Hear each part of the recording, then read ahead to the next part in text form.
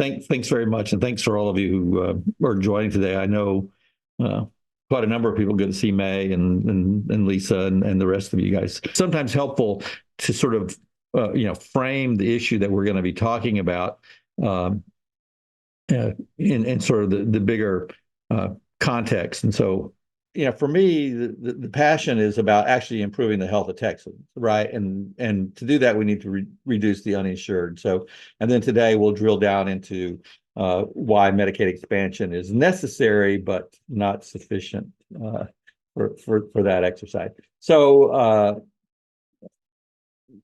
Dr. Fastanello already gave a better introduction than this, but I will say that he didn't say that I'm a big Astros fan. So before the call started today, I was working on the final schedule of distribution of tickets. I control a complicated syndicate of Astros season ticket holders and stuff. So that's why I have a baseball card and use a lot of baseball analogies. But really, for me, this is really about something that happened to me shortly after this movie came out. You guys remember The Sixth Sense? That came out in around 2000, something like that. And I was the CEO for Humana in the Houston marketplace, and really started to see uninsured people and sort of like, what the hell are we doing about uninsured, and why is that bad? And so for about the last 25 years, have been a big part of my life. And frankly, I'd rather be talking to you guys on Saturday morning than playing golf on a very soggy, wet course today. So, it's no problem for me to be here Saturday morning.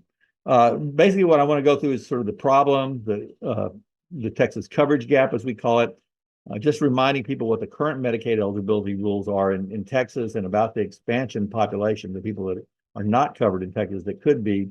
I have to do a little sidetrack about the public health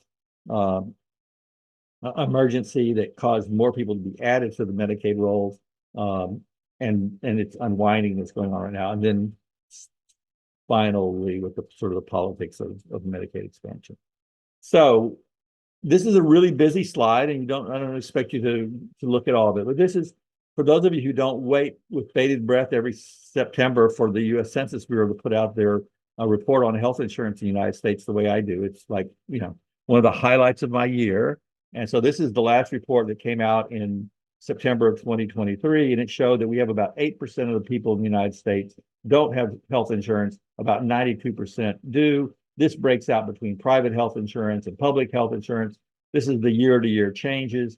Here's who's uninsured by age, and you'll notice, the important part of this is most of the uninsured people are actually young adults and adults. Very few people over age 65 uninsured because of Medicaid, because of Medicare. Medicaid covers a lot of kids, and so few there as well. Another important thing from these charts is to see the difference in insurance status by race, work experience, marital status. But this is the one that I wanted to point out to everybody here down at the bottom. The South has far and away the most uninsured people, and that's really because most of the South has not expanded Medicaid. There's other reasons for that. But again, you can go find that and study the whole 50, 60 pages of this report. That 8% that I said nationally here actually varies quite a bit by state. So this is a little bit out of date because during the pandemic, 2021, 22, there were so many moving parts. It's really hard to know exactly what happened. But so I'm still using some stuff from 2019. Hopefully by this time next year, we'll actually have a better sense of all the noise that happened during the pandemic and the uninsured rates and settle down. But we think this is generally still correct. The light blue balls here at the bottom is what the uninsured rate was in each one of the 50 states prior to the Affordable Care Act in 2010. And then you'll see that for every state, and here's just Mexico as an example, went from about 20% uninsured down to only about 10% uninsured in 2018, and then 2019, not much change. So you look at this and you basically see the states out here that tend to have the worst uninsured rates are those that did not expand Medicaid, with Texas being far and away the worst, and still, worse now than most states were prior to the Affordable Care Act. So we're, if you do a nice, regression analysis of this numbers, you realize what a statistical outlier Texas is. And of course, it matters. Having health insurance is not sufficient to improve health. But if you look at a bunch of different organizations that look at scorecards of how states do by health status and health outcomes, this is the one from the Commonwealth Fund, but also Robert Wood Johnson puts out one. United Healthcare puts out one. There's a number of these, but consistently on all these report cards, when you look at a composite of different indicators like controlled high blood pressure, controlled diabetes, access to primary care physicians, access to dental care, all these measures, Texas is way down here at the bottom, along with Oklahoma, Mississippi, Arkansas, West Virginia, Louisiana, places like that. I point out the other really big states here, and it's like, okay, so Florida, very large populous state down here with Texas. On the other hand, California and New York, do much, much better than Texas and Florida do in overall health outcomes. And all of these, if you want more information, I will share my slides after we're done here, but there are references for all of these stats, even if they're not on the slides themselves. So, and of course, health insurance also is really important because healthcare spending is not linear at all.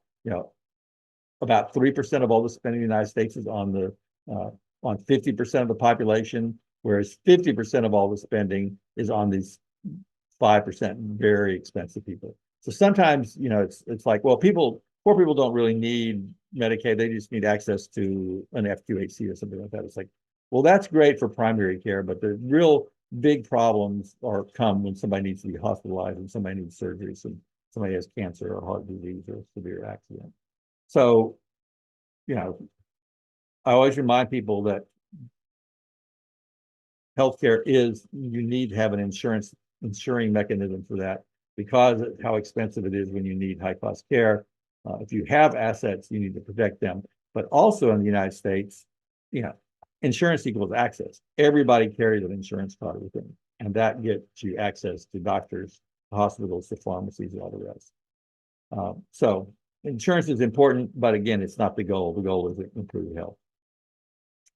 Getting more specifically into Texas, Texas has about half the state has employer-sponsored insurance, then Medicaid, Medicare, but again, that huge percent of uninsured people. I will say, since this is 2019, the one thing that we know for sure has changed since 2019 is the number of people with individual insurance. This went from about 1 million people in 2019 to now about 3.5 million people have individual insurance. And that's because during the pandemic, the federal government increased the subsidies under the Affordable Care Act so that you could buy an ACA-compliant Obamacare product and get a higher subsidy for that.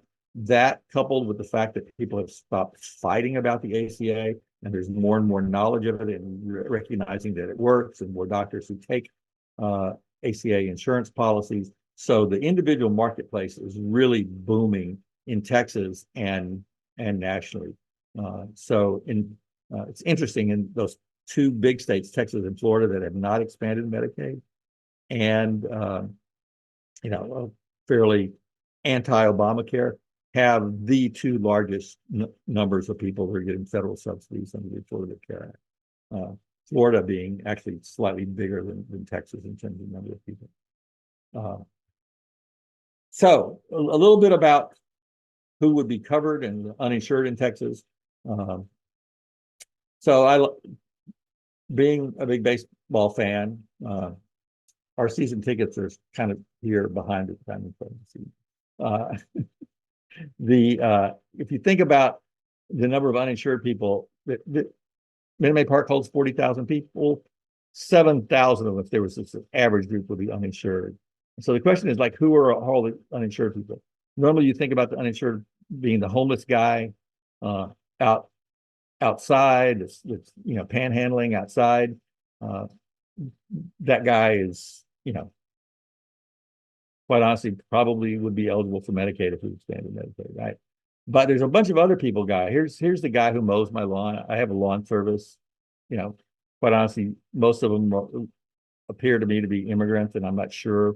But they work for a small employer, may not be here with documents and those kinds of things. He may be uninsured. Here's a construction worker who's uninsured who actually makes pretty good money, but he works for a small employer that doesn't offer health insurance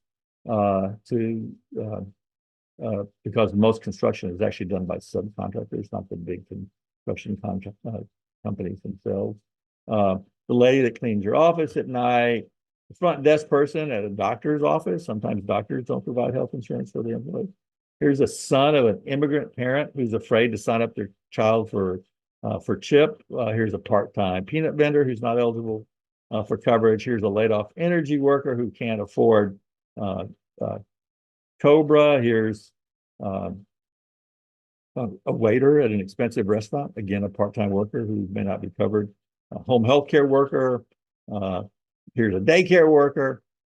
The point of all this is, as you keep going through all these different people, is that a lot of them work. These are not lazy, uninsured people who just need to go out and get a job, right? Okay.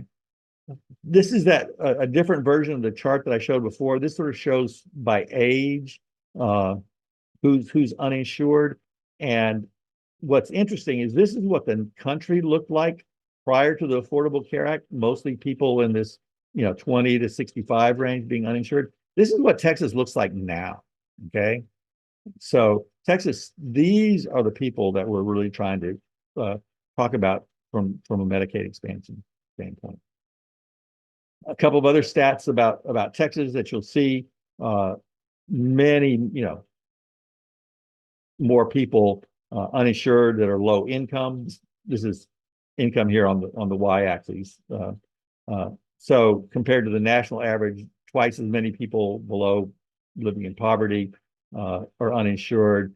Twice as many people below 200% of the federal poverty level uninsured. About the same as the national average for people between 200 and 400. But also interestingly, Texas has about double the number of uninsured people that make more than 400% of the federal poverty level. These people that make more than $50,000 a year, more than $100,000 a year. I don't really worry about these people who are just ignorant. I'm sorry, I can't fix them. But these are the folks we need to really try to change what we're doing. It's also disproportionately people, basically the browner, the blacker your skin is, the more likely you are to be uninsured. So again, Texas, many more Hispanics uninsured than any other category and many more than the average for the country. The one thing I would say about the people who are uninsured is they're actually healthier than the average population, right?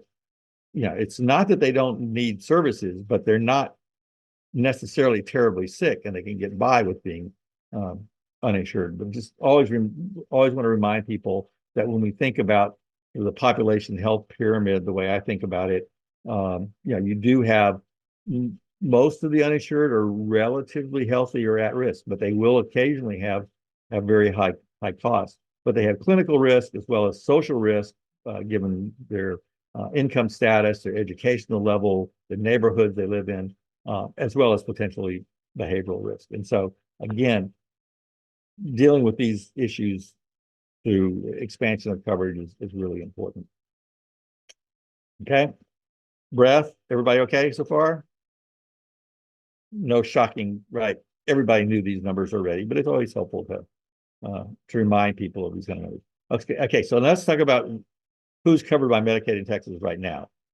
This is the way it's supposed to work after the Affordable Care Act, where you have this is age on this axis, and this is income on this axis. And it's supposed to be okay, you have Medicaid if you're below 133% of the federal poverty level. Most people have Medicare if you're over age 65. If you're low income and in a nursing home setting, you have Medicaid long-term care for what we refer to as dual eligible Medicare, Medicaid folks.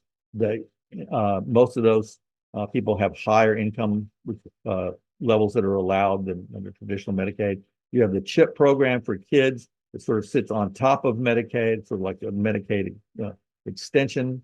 You have subsidies under the Affordable Care Act, both premium subsidies, and for people below 250% of the federal poverty level, they also get cost sharing subsidies. So they get a subsidy on their monthly premium, but they also get reduced deductibles, co-payments, co-insurance. If they're in this category, moving up, a lot of people that make more than 250% of the federal poverty level or more than $35,000 a year or have employer-sponsored insurance, but a lot of them don't have employer-sponsored insurance, and so they are able to get premium subsidies if they buy an individual policy. And then pretty much if you make more than $50,000 a year, you're probably got employer-sponsored insurance. Okay. Unfortunately, Texas didn't implement the Affordable Care Act completely, and so this is what it looks like in Texas, much more confusing. You've got the Medicaid STAR program for pregnant women and kids, and a very, very few custodial parents. You have the Medicaid STAR Plus program for the disabled population and these duals. You've got a big coverage gap. So basically, low-income adults below the federal poverty level are too poor to get a subsidy under the Affordable Care Act, but because Texas didn't expand Medicaid, a lot of these people, almost all of these people are uninsured, even though they may have access to county imaging care programs. So that's kind of the more complicated Texas version. As I just mentioned, there's actually 5 different Medicaid programs in Texas. There's the STAR program for children, newborns, pregnant women, and a very small number of families. This is all done through managed care organizations, MCOs, like Community Health Choice was one of the contractors in the Houston metro area. STAR Kids is for disabled children, STAR Plus for disabled adults, and dual eligible folks in long-term care facilities. STAR Health is for foster kids, and then there are a few people that are not in a managed care program, certain waiver programs that are in traditional fee-for-service Medicaid, but this is only about 3% of the population. The vast majority of Medicaid recipients in Texas are in essentially a voucher program where they get a certain amount of, they get approved for their coverage, and then they have to go pick a managed care plan. And so there's it's largely a privatized Medicaid program in Texas. Here's the annual limits. Actually, this was through February of 2024. These were the income limits for each one of the different programs. Actually, I need to update this. For 2024, that started March 1st in Texas, this number went to like 15,000 and a little bit of change, like 15,100 or something like that. But you get a general sense of how it works. So to be eligible as a custodial parent, you have to make less than 13% of the federal poverty level. Okay, and so it's, basically you have no income at all, and you're a custodial parent. And a lot of the families are have some income, and so therefore they don't qualify for the parents, even though over here their kid may be eligible, okay, or the lady may be eligible while she's pregnant, but then she loses her eligibility for Medicaid now 1 year after the baby is born. So these are not eligible. For the disabled population, it's a little bit higher level. Again, the highest levels are for pregnant women and infants under age 1, go up to 200% of the federal poverty level. What's interesting, so a kid will be in Medicaid potentially up to age 1 and then lose their Medicaid coverage when they turn 1, because if the family's in makes 150% of the total population. It's just kind of bonkers, right? For the Star Plus, for the dual eligibles, there's a higher FPL, which is basically because that way their Social Security payment that the person gets doesn't make them non-qualified. These two green boxes here I put on here was because this is the minimum amount you have to make in order to be eligible for a subsidy under the Affordable Care Act. So right now, there's people that are too poor to get a subsidy under the Affordable Care Act, but are not eligible for Medicaid, which is just crazy. This number out here is just so to remind people that if you're eligible for a subsidy under the Affordable Care Act, your cost sharing reductions, that is the lower deductibles and copayments, goes away at $250. So isn't that wonderfully confusing? Everybody's got that memorized now, right? Right. It's like you have to carry around this chart with you every day of your life if you're me, right? Because you can't ever remember this stuff otherwise. But hopefully this little chart, helps you remember it as well, right? Okay. So as I said before, Medicaid expansion in Texas is necessary but not sufficient. And there's a bunch of excuses for why we haven't done this yet. You got people that say, well, it's just too expensive. Yes, healthcare is expensive, but high uninsured rates cause everybody else's premiums to go up because doctors and hospitals have to offset those uncompensated care costs. Employers say, well, my employees don't really want insurance. And a lot of immigrants don't really understand how the U.S. system works. You've got other people who say, well, the people that are uninsured in Texas are just all illegals. Yes, there are some undocumented people that are uninsured, but it's probably less than 20% of the total. A lot of people you hear say, well, people just need to get a job. They're just lazy people that should get a job. And it's like, about 70% of the uninsured have a job, right? In Texas, being employed is no guarantee of having insurance. You get a lot of people saying, well, we can't afford to expand Medicaid. We don't have the budget for it. Medicaid is a broken system. It's simply not true. Every state that's expanded Medicaid has saved dollars on their state budget. And it's just, the only reason we have not done it is politics. Then we hear, well, even if we expand Medicaid, we still have all these uninsured people. This is actually a very influential state senator, the lady who is the chairman of the Human Services Committee, says this all the time. And it's like, yes, you're right, but in one day we could cut it in half. So why don't we at least do that? So, right, it doesn't solve the problem completely. And then you have, and this is where sometimes those of us in the industry actually make trouble, is like, because we're so good at trying to get extra money for hospitals through uncompensated care payments and through dish payments and other kinds of things, and because FQHCs lobby for additional funding to take care of the uninsured, then you have the political backlash that says, well, they can just go to the public hospitals. They can just go to the FQHCs. We don't actually have to expand Medicaid. And of course, that's a terrible system. And of course, we need to remind people why they should care about this from a public health standpoint. We need to remind them about the economic health of Texas in terms of struggling rural hospitals, and the fact that Texas is not an attractive state for, if you're a mental health provider, if you're a women's health provider, different subject for a different date.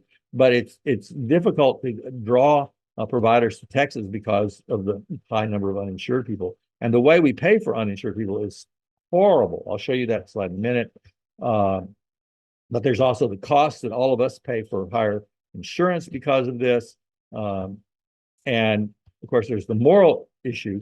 We pay for people to go to the emergency room, even if they're uninsured, right? This is since EMTALA in the 1980s. But it's like, that's just crazy. We need to provide care way farther upstream than we do waiting until people show up at the emergency room.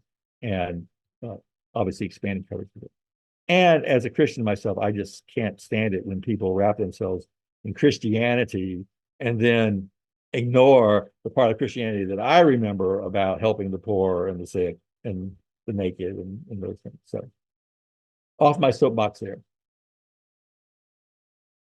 This is a chart that I show politicians a lot because it actually, once it dawns on them, it's actually helpful, which is what we do now, rather than having Medicaid expansion, we have low income, uninsured people who are going like, I need to get care. Where should I go? Should I go to a doctor, an FQHC, a county clinic? I don't know where to go. But based on where they land, based on which door they go in, each one of these providers has figured out some kind of way to get paid through federal dollars, through state dollars, through local taxes, through philanthropy, a little bit from patient fees.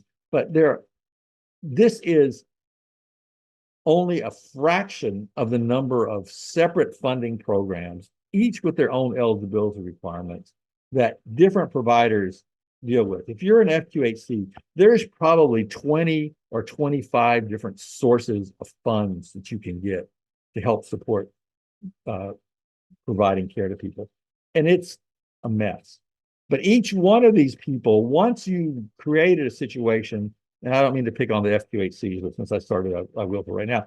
Once the federal government creates a grant program where they give extra money to the FQHCs, then as an FQHC, it's a little scary to say, okay, I'm going to give up these extra money in order to get Medicaid expansion. And so the same way for the hospitals who get DISH funds and get 1115 waiver funds and stuff like that, a number of providers do very well in even serving low-income people. There's not enough of them, and they still are challenged. And I'm looking at, I don't know if any of you work for, big hospitals or for FQHCs, but there's, a lot of stuff that goes on out here that we think could be simplified by expanding care.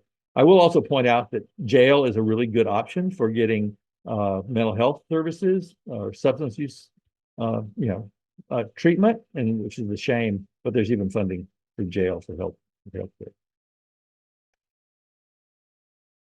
So I think that's a crappy system, and I hope all of you also agree that that's a crappy system and that we should actually expand Medicaid. So if you look at where we are right now, this is the Kaiser map. These are the states in orange are the states that have not expanded Medicaid under the Affordable Care Act. Wisconsin doesn't really count because before the Affordable Care Act, they had their Badger Care program that covered people adults up to 100% of the federal poverty level. And the people above 100% of the federal poverty level or eligible for subsidies under the Affordable Care Act. So, they should be their own personal shade, not like these people who are just, dumb. They're just politically, doing it purely politics. There's no other reason to do it. I will say that also for this little map over here is that most of the states did a straight expanding Medicaid under the Affordable Care Act, but 7 states did it via what's called an 1115 innovation waiver. And I'll tell you that the most likely path for Texas to do Medicaid expansion is actually like looking at what Indiana did or what Arkansas did or what Arizona did, these states that did sort of innovative type programs with Medicaid. So I'll talk about that in just a second. You will run into in Texas, people will say, oh my gosh, look how our costs for Medicaid have just, we've been spending, routinely about $25 billion a year on Medicaid.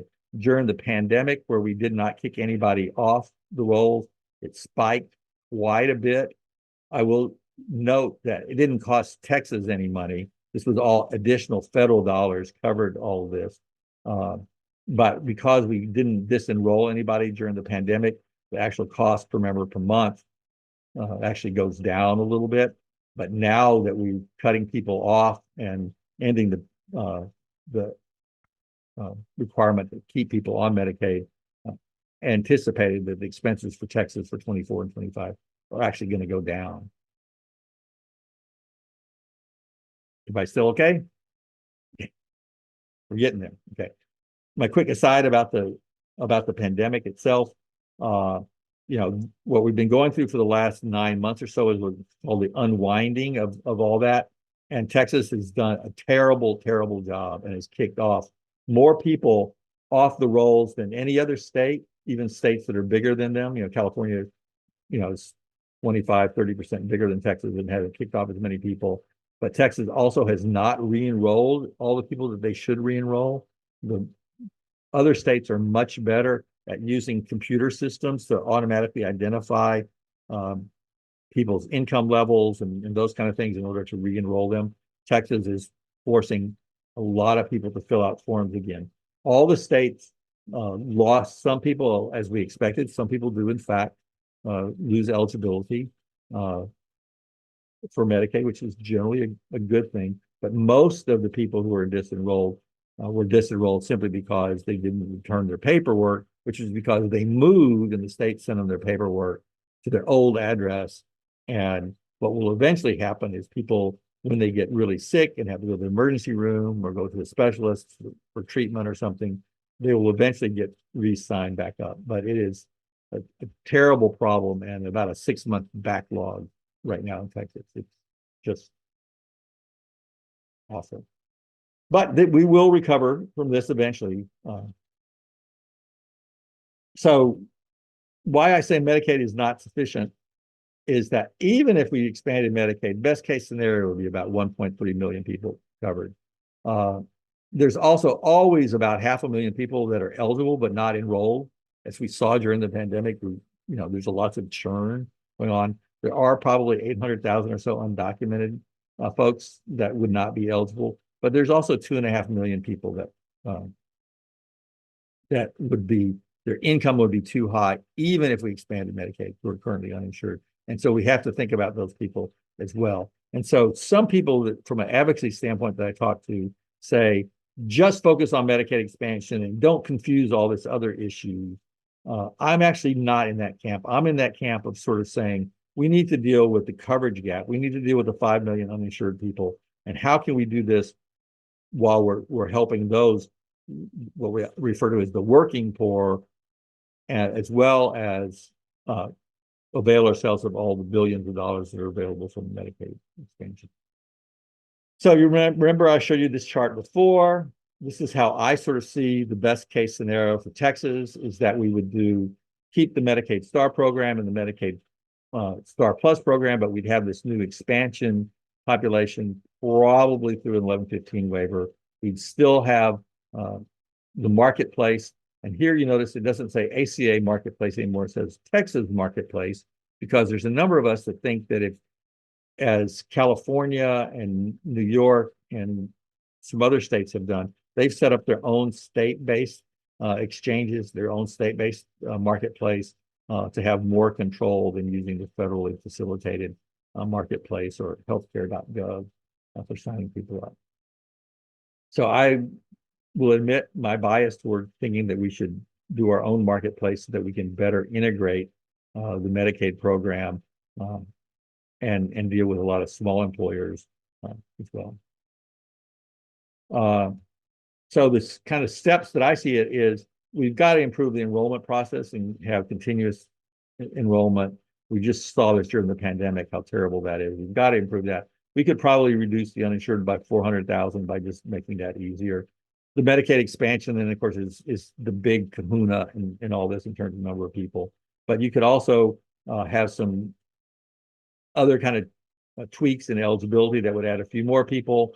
If we did what's called a 1332 waiver under the Affordable Care Act, that would lower costs for people who make too much money for the Medicaid expansion. We think we could add about another 200,000 people there. If we did our own health exchange, and these two in combination, is about 1 million people that we think, by improving the take-up rate for people that are not going to be eligible for Medicaid, we could do more to support employers and get more employers to offer health insurance as well, because Texas is one of the very few states that has less than 50% of its population in employer-sponsored insurance. So, it's really a multi-step process. So what happened in 2023, there were several different bills that were introduced. House Bill 1555 would try to improve and have an express lane for determining eligibility to keep people to reduce the churn and those kind of things. This bill passed the House but was never taken up by the Senate. There was another bill that would just fund an outreach campaign to families to say, your kid is probably eligible, even if you as a parent aren't. This never went anywhere at all, even though I thought it was a good idea to reduce the uninsured. House Bill 3226 or Senate Bill 195, this is Senator Johnson's bill, would expand Medicaid to adults using the ACA. 1115 waiver looked a lot like the Indiana bill that did pass. And, you know, it would have passed the House if they thought there was any path for it in the Senate. And so the House never forced House members to vote on it because they knew there was no path in the Senate. What did pass, though, was House Bill 12, which gave 12-month postpartum eligibility for women after childbirth. It used to only be 60 days in Texas, but there's some new federal dollars that are available for this. And so about, I think, 45 of the states now have expanded eligibility for women for 12 months postpartum. It actually passed the Senate. The governor quietly signed it, never mentioned it to people that he signed it, but he did. And, you know, HHSC, who runs the Medicaid program, desperately needs more money to upgrade their computer systems, to hire more people, to keep people. They did get some additional funding, but clearly not nearly enough. So, you know, my political assessment is there's no chance really that Texas is going to do a straight up Medicaid expansion in 2025. I mean, even if Biden gets reelected and I don't know, some of the crazy state Republicans lose their races, there's just not a mathematical way for that to happen. Is there a way potentially for Texas to expand Medicaid and eventually? Yes, but you're going to have a different governor, lieutenant governor, some real changes to do that. But that doesn't mean we shouldn't keep advocating for these things. And I do think that, folks, this kind of use of 1115 waiver bills will be introduced again and may get some play, because the thing that is getting more Republican play is this idea of a Texas-based insurance exchange. And so there's some growing sentiment on the Republican side about doing a Texas-based exchange. But there's a sort of good exchanges and bad exchanges. So there were competing bills in the last session, and I imagine that we'll see them again in the 2025 session around an exchange for Texas. And we have to make sure that it's one that actually encourages more people to get coverage rather than offering junk insurance, which is what the concern was in the bad bills. So I actually like this idea of a state-based exchange, though I will tell you that the official position of every Texan, who I was the board chairman of and now on the executive committee for, is that we should not do this, a state-based exchange, because we would just screw it up. We would end up with all the problems that we have now with Medicaid eligibility for the marketplace. And actually, over the 10 years of having healthcare.gov, it's worked pretty damn well, and it's getting better all the time. And we should just leave well enough alone. Look at how much growth that we've had. But what I hear some people say is this idea that you're too poor to get a federal subsidy under the Affordable Care Act doesn't make any sense. And in fact, at the end of the pandemic, there were some efforts for non-expansion states like Texas to do a Medicaid expansion by simply letting people below 100% of the federal poverty level have the ACA subsidies that are available. And so the idea kicking around right now pretty actively in Alabama, of all places, is to do an Arkansas-type Medicaid expansion where they essentially put the adults into the individual marketplace with individual marketplace plans, but their premiums are 100% subsidized by the federal government. So to me, this actually is probably if there is a path in 2025, it's going to be this kind of path. We would do a Texas-based exchange in order to take control of the insurance marketplace and take it away from the federal government to do it ourselves, and quietly, discreetly also say, and we'll let people below 100% of the federal poverty level have a subsidy in the marketplace, because why that's not fair that they don't get that. So that's my sense of sort of the political reality. So this is, I'm a grandfather of 5 kids now, so I think about this a lot because I'm about to retire. But other people, this really is really important to kids going forward. And even though we live in a state that's big on liberty and those kind of things, I always remind people that the other side of the coin here is e pluribus unum, and we are all in this together. And that's why we have health insurance, why we have Medicaid and Medicare, is to pool all these resources to use for those people who are really sick. And that's what we should be doing.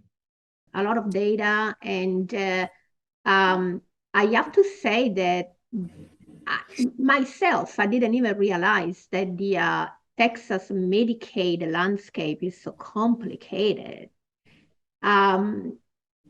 So one of my questions to you is, are representatives, are legislatures even aware of the intricacy of this Medicaid program here in Texas? And the other thing is that the eligibility criteria, again, are so strict and so limiting that sometimes I even wonder if people are supposed to make the decisions about the program are really fully aware of all these, of what the program is really about in Texas. I don't know. Sometimes I wonder about that when I go to the Austin Capitol and I talk to representatives or their office staff. I'm not even sure if there is really an adequate knowledge of everything that you have described in your presentation today. There is not.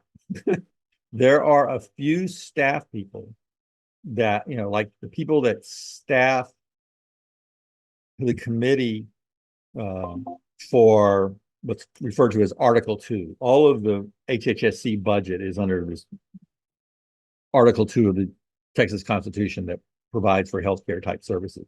And so there's a few, people that work for legislators that understand the complexity there.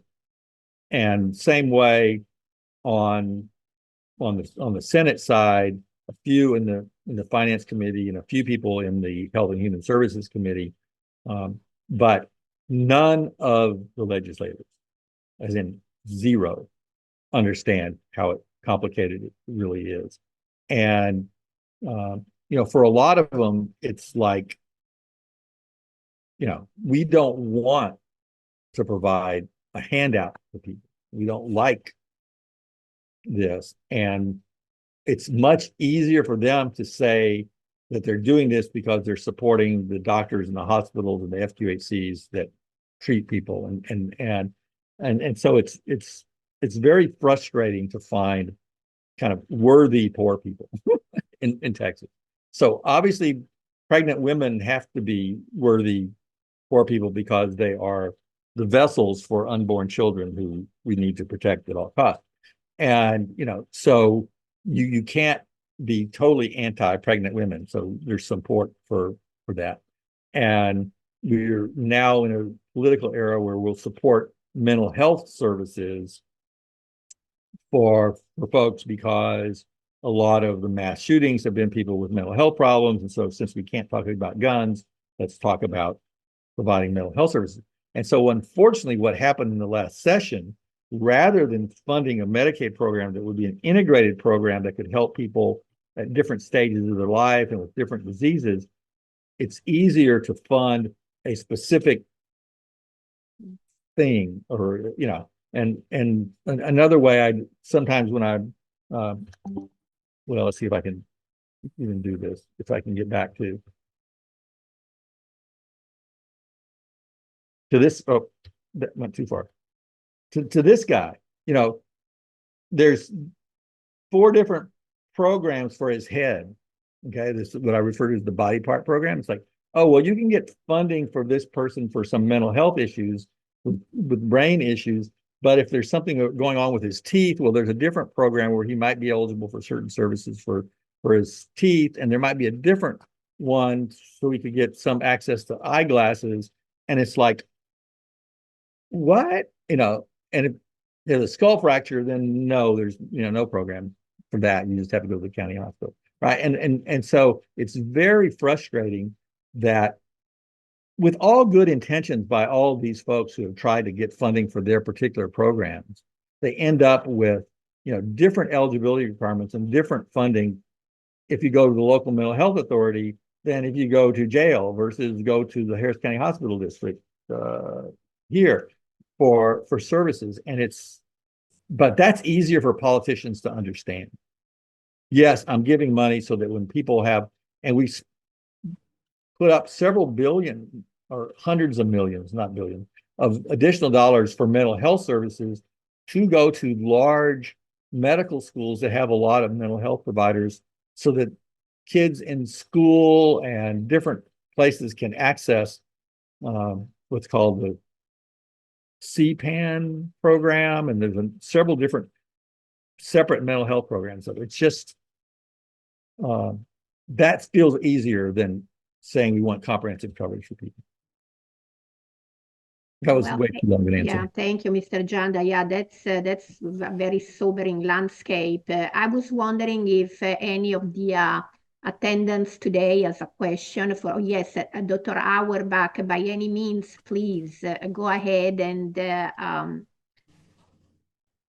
yes, I that your slide presentation was really terrific. One question that you actually two points you've raised. I have some further question about. One is I love your slide with all the myths about why people are opposed to expansion. What does underlie? I mean, is it all about the politics of re-election in a one party dominant state, and you don't want to be primaried? Is that what it's all about? And so what is the underlying sort of ideology of opposition?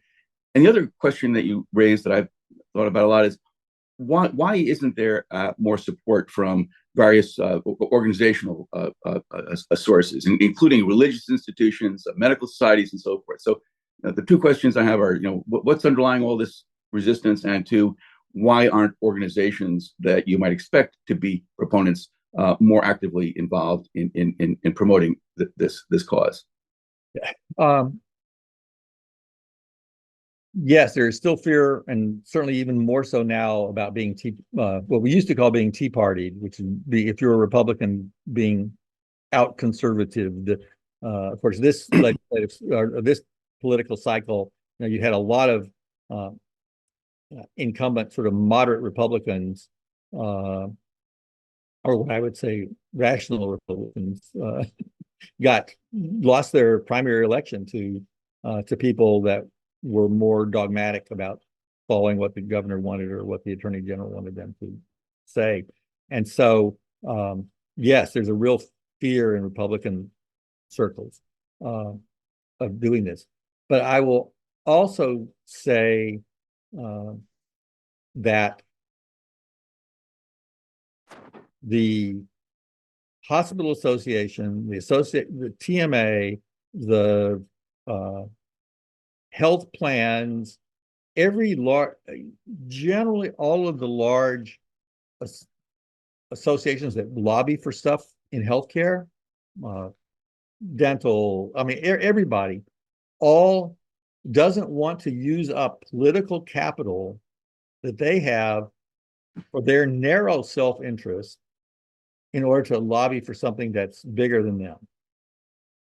So for just to pick on the hospital, like the hospitals have done such a wonderful job of figuring out ways to pay the state share of these directed payment programs and uncompensated care programs, and what we now call CHIRPs, and disproportionate share payments stuff. They've done such a good job of that to help themselves that they're afraid that if they had a Medicaid expansion, people would start asking, well, why do you need those programs as well? And so it's really tricky for the healthcare industry in Texas to do this because, technically there would be a state share that has to be paid. And in most every other state, that state share of the 10% that have to be paid under Medicaid expansion is paid for by the hospitals because it's just like, okay, I'm putting up the 10% share, but I'm still getting back for every dollar I put up, I'm getting at least 2 or 3 back in payments. And right now, the hospitals are doing that without expanding Medicaid. They're getting it back in through the current 1115 waiver. So that's one of the real issues is that we haven't been able to coalesce around a plan that still preserves some of these special programs for different kinds of providers, but also implements a more integrated program going forward. Mental health is another example of that. The local mental health authorities are like, well, if we had a Medicaid expansion and we had to live on just the Medicaid fee schedules rather than the additional funds we get from the state, we'd be in big trouble. And so, does that kind of answer your question? Yes, it does. Thank you very much. Thank you. I would say the TMA is the best advocate right now because most doctors don't get additional supplemental funding. Really, the only doctors that are getting additional supplemental funding for uninsured people are the FQHCs and medical school. I need to correct myself. One thing about none of the politicians understand this stuff. There are a few Democrats that understand this. So Senator Nathan Johnson in Dallas is absolutely the best at understanding all this. But as long as, you've got a 18-12 kind of split, it's very difficult for him. Or there's some, Ann Johnson, who's a Democrat who represents the Texas Medical Center area here in Houston, has a pretty good handle on this stuff.